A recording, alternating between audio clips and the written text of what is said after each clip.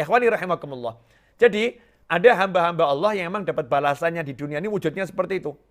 Menjadi penguasa, ya kemudian hidup dengan bergelimang kekayaan, rumahnya ada di mana-mana. Makanya jangan katakan, oh masa kiai kok kaya raya. Mestinya kiai itu zuhud, hidupnya susah-susah gitu.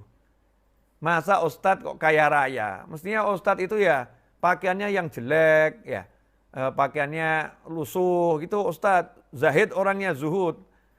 Jangan katakan Habib kok kemudian mobilnya bagus-bagus, rumahnya banyak ada di mana-mana. Mestinya Habib tuh ya rumahnya yang reot, kasurnya yang sangat sederhana. Tiru kakeknya Nabi Muhammad SAW. Seakan-akan seperti itu ya. Seakan-akan seperti itu. Ini gambaran yang salah. Islam enggak demikian. Ada orang-orang yang oleh Allah Ta'ala diberi rahmat kebaikan di alam dunia ini lebih dari yang lain. Jadi orang yang beriman dan bertakwa itu, di antara kebaikannya adalah di dunia mendapatkan, di antaranya ya, kekayaan, mendapatkan kekuasaan, mendapatkan kelapangan dalam kehidupan. Itu bagian yang kecil. Nanti di akhirat jauh lebih banyak. Ya di akhirat nggak bisa dibandingkan dengan di dunia. Ini penting agar kita tidak menganggap, oh jadi muslim itu ya jangan punya duit yang banyak. Jadi muslim itu jangan cari kekuasaan. Jadi muslim itu jangan jadi pejabat. Ya, mau masa wali kok jadi pejabat. Saya ada satu cerita. Ini biar kita nggak salah ya. Akhirnya kan Nabi Yusuf jadi dari orang desa, ya masuk istana, penjara, akhirnya jadi apa? Jadi menteri, di atasnya menteri. Pejabat tinggi. Dari penjara menuju istana. Ya, dari penjara menuju istana. Bahkan dalam sebuah tafsir nanti akhirnya Nabi Yusuf menjadi Raja Mesir. Kita akan kupas di episode-episode berikutnya. Yang pengen saya sampaikan di sini, dari hidup gak enak, secara zahir jadi hidup bergelimang harta. Dari hidup dianggap seseorang yang ini napi, ini adalah orang penjara, residivis ini. Berubah menjadi seorang pejabat tinggi yang semua tunduk di hadapannya. Semua nurut apa katanya. Bergelimang kekuasaan, bergelimang harta. Siapa itu? Nabi Yusuf alaihissalam. Nah bagaimana dalam kehidupan sekarang ini? Kalau misalnya kita mengalami yang sama. Jadi kalau ada saudara muslim kita itu kok punya duit banyak, punya jabatan tinggi, jangan kita katakan, oh itu hubbud dunia itu cinta dunia. Oh kalau nggak cinta dunia itu ya seharusnya nggak seperti itu. Masa dia jadi pejabat tinggi? Yang tidak indah, yang tidak bagus, tidak mulia itu orang yang gila jabatan. Karena ingin pangkat tinggi, cari pujian, kepentingan nafsu, cari harta, itu yang nggak bagus. Tetapi kalau jabatan itu sebagai kendaraan untuk pendekatan diri kepada Allah Subhanahu wa taala, sebagaimana Nabi Yusuf alaihissalam, jabatan itu sebagai kendaraan untuk membawa kemaslahatan bagi umat manusia dan untuk mengajarkan ajarannya Allah Subhanahu wa taala, maka ini sesuatu yang sangat mulia. Sesuatu yang sangat mulia. Kita masih ingat kisah seorang guru di sebuah desa. Ini juga disampaikan oleh Syekh Abdul Halim Mahmud. Ya, Syekh Abdul Halim Mahmud juga menceritakan kisah ini ketika mensyarahkan kitabnya Imam Ghazali. Jadi ada seorang guru yang tinggal di sebuah desa, punya murid banyak. Guru ini sangat zahid, ya, orangnya zahid, hidupnya zuhud, tinggal di tepi sungai. Rumahnya di tepi sungai, gubuk di tepi sungai. Makannya itu dari hasil memancing. Tiap hari beliau mancing di belakang rumahnya, dapat ikan, nggak semuanya dimakan. Jadi dapat satu ini, dimakan sedikit, sebagian besar disedekahkan. Bukan sisanya ya, dipotong, diambil sedikit untuk makan satu hari, sisanya disedekahkan. Saya mau nanya, ini kira-kira orang biasa atau luar biasa nih? Orang soleh, hidupnya sederhana, kemudian makannya ikan dari hasil mancing di belakang rumahnya, yang jelas halal. Setelah itu yang dimakan sedikit, yang banyak disedekahkan. Orang yang luar biasa. Nah suatu hari salah satu muridnya minta izin sama gurunya tersebut. Guru, saya mau ke kota ini. Saya minta izin mau berangkat ke kota, minta doa. Ini adabnya murid kepada guru ya, minta izin dan minta doa. Kata gurunya, silahkan kamu berangkat ke kota itu, tapi saya titip satu pesan. Pesan apa guru? temui kakak saya. Kakak saya kebetulan tinggal di sana. Sampaikan pesan saya. Apa pesannya guru? Pesan saya ada dua hal. Apa guru? Mintakan doa dan mintakan nasihat buat saya. Ya, mintakan doa dan mintakan nasihat buat saya. Alamatnya guru, kasih alamatnya. Murid ini semangat, Masya Allah. Nah kalau baru adiknya seperti ini ya, kakaknya kira-kira seperti apa? Sampai kakaknya minta doa, minta nasihat, ini berarti kakaknya luar biasa.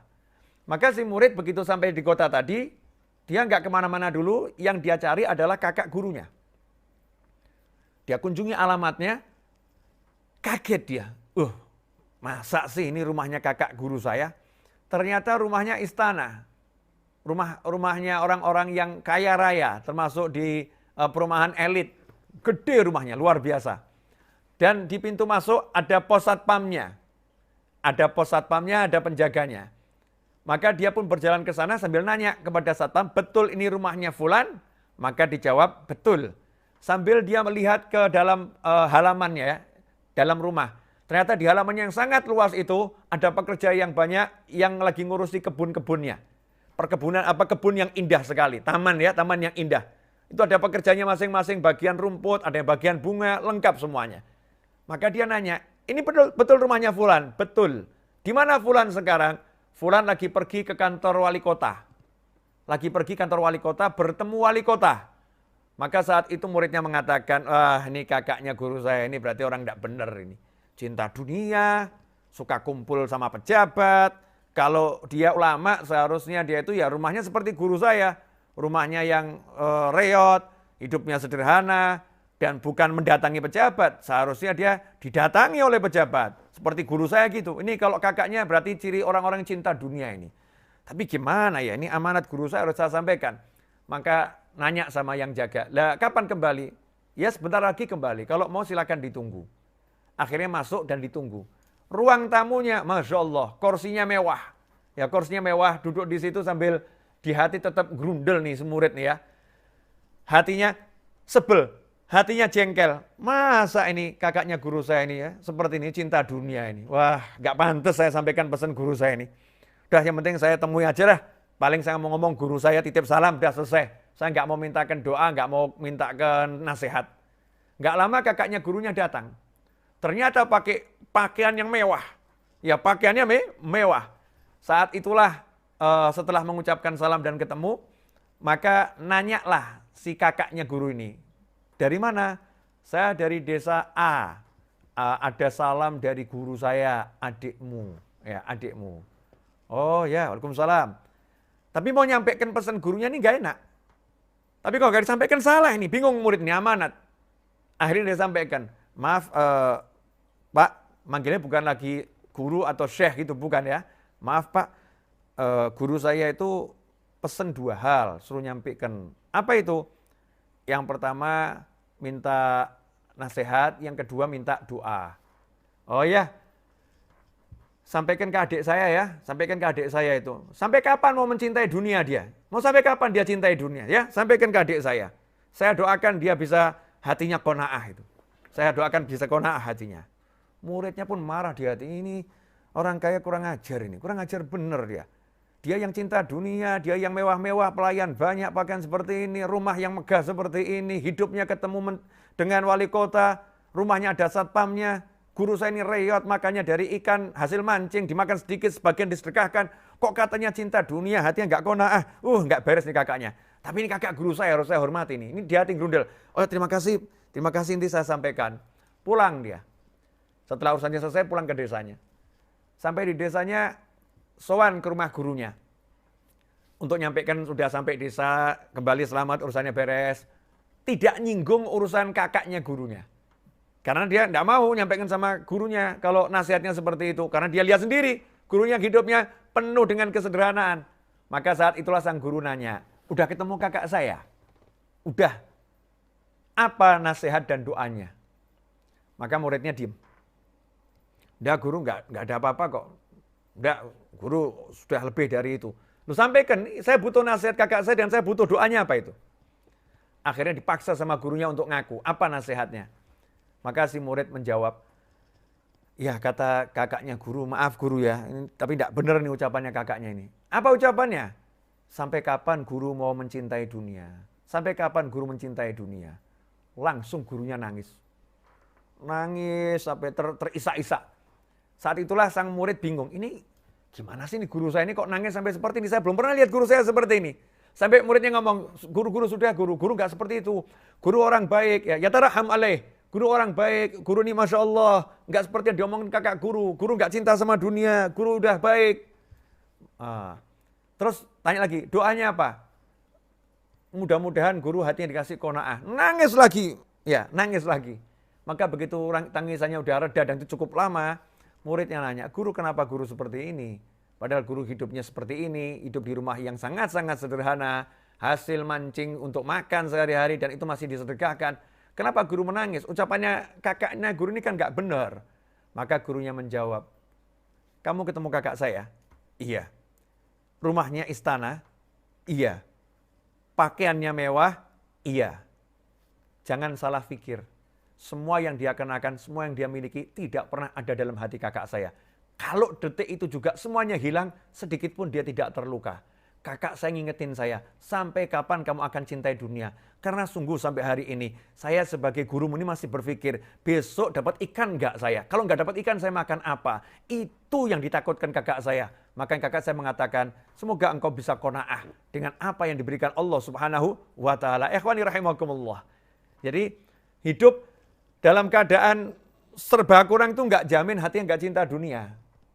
Nggak jamin hatinya nggak cinta dunia. Sementara orang hidup dalam kemewahan, bukan tanda-tanda orang yang mencintai dunia. Cinta dunia itu di dalam hati, maka dibuktikan Nabi Yusuf alaihissalam diberi Allah semua kekayaan. Ya, diberi Allah semua kekayaan, diberi Allah semua kekuasaan. Allah ingin mengajarkan kepada kita, masalahnya bukan punya atau enggak punya. Masalahnya di sini. Amanu wattaqau. Orang-orang beriman dan bertakwa. Hatimu beriman enggak? Bertakwa enggak? Kalau kamu beriman, bertakwa, dikasih apapun enggak jadi masalah. Enggak punya apapun juga enggak jadi masalah. Tetapi kalau kita ini hatinya kurang beriman, kurang bertakwa, punya jadi masalah, enggak punya juga jadi masalah. Ikhwani rahimakumullah, kita lanjutkan. Tambah satu titik lagi boleh ya? Biar lengkap kisahnya ini. Biar semakin paham bab ini karena banyak orang yang salah atau gagal paham ya. Gagal paham tentang masalah kaya atau miskin, punya atau enggak punya. Masalahnya bukan itu. Al-Habib Abu Bakar Al-Adni Al-Idrus. Kita tahu Habib Bakar Al-Adni Al-Idrus yang hidup kurang lebih sekitar 600 tahun yang lalu. Hidup 600 tahun yang lalu di Aden. 600 tahun yang lalu. Beliau itu pernah naik kuda. Dan beliau biasa kalau naik kuda, itu kudanya nggak pernah nginjak tanah. Artinya jalan yang akan dilalui kuda beliau itu digelari karpet dulu. Jadi jalannya di atas karpet. Ada muridnya bagian gelar karpet, ada yang bagian gulung karpet.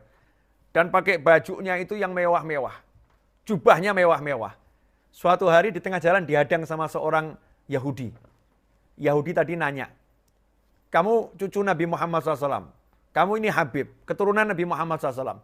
Tapi saya lihat kok pakaian kamu mewah-mewah. Sementara saya ini Yahudi. Saya itu ingkar sama kakekmu dan ingkar sama kenabiannya dan kerasulannya. Saya ini bingung. Kakekmu pernah bersabda bahwasannya surga itu adalah sebagai nanti kebebasannya orang-orang beriman. Ad-dunya sijnul mu'min. Yang namanya dunia itu penjaranya orang beriman. Wa jannatul kafir. Dan surganya orang-orang kafir itu di dunia. Sementara di dunia, buat orang beriman itu penjara. Tapi yang saya rasakan kok berbeda. Saya di dunia ini, saya katanya Yahudi tadi, saya kafir. Saya hidup seperti di penjara. Hidup serba kekurangan, hidup serba susah. Lah kamu ini yang mukmin dan kamu cucu Nabi Muhammad SAW, kok di dunia kamu tidak hidup seperti di penjara. Seperti yang digambarkan oleh kakekmu. Justru kamu hidupnya seperti di surga. Dalam kemewahan, dalam kenikmatan, dan lain sebagainya. Maka saat itu Al-Habib Abu Bakar Al-Adni radhiyallahu anhu, beliau berkata, kakek saya tidak salah, kakek saya benar. Cuman mungkin kamu yang belum paham apa yang dimaksud oleh kakek saya. Insya Allah yang saya jelaskan ini bisa menambah pemahamanmu. Sesungguhnya semua derita yang kamu alami ini semua derita yang kamu alami, kalau dibandingkan dengan deritamu di akhirat nanti, maka kondisimu sekarang ini seperti berada di dalam surga. Sementara semua nikmat yang aku rasakan sekarang ini, dibandingkan semua nikmat yang aku rasakan nanti di akhirat, maka nikmat ini seperti aku lagi di penjara. Nikmatku lagi terbatas. Nikmatku yang besar nanti ada di dalam surga. Begitu mendengar ucapan Abu Bakar Ad-Dini, maka si Yahudi tadi mengucapkan 2 kalimat syahadat, masuk ke dalam Islam. Abu Bakar Ad-Dini kemudian melepaskan jubahnya dan memberikan kepada si Yahudi. Jubah yang bagus diberikan kepada si Yahudi tersebut yang udah masuk Islam. Maka si Yahudi pun kaget, Muslim mu'allaf ini kaget, dan bertanya kepada Abu Bakar Ad-Dini radhiyallahu anhu, wahai guru, saya melihat jubahmu luar biasa, tapi saya terkejut. Begitu jubah kamu buka, kenapa di dalamnya kamu pakai kaos yang terbuat dari karung goni, dari karung yang kasar, tempat untuk bekasnya gandum, tempat bekasnya beras. Kenapa kamu pakai seperti itu? Maka beliau katakan, apa yang untuk manusia kami tunjukkan di luar, dan apa yang untuk Allah kami simpan di dalam. Gak dipamerkan kepada manusia. Ikhwani rahimakumullah. Ya, ini sekedar kisah selingan biar tambah rahmat, tambah barokah.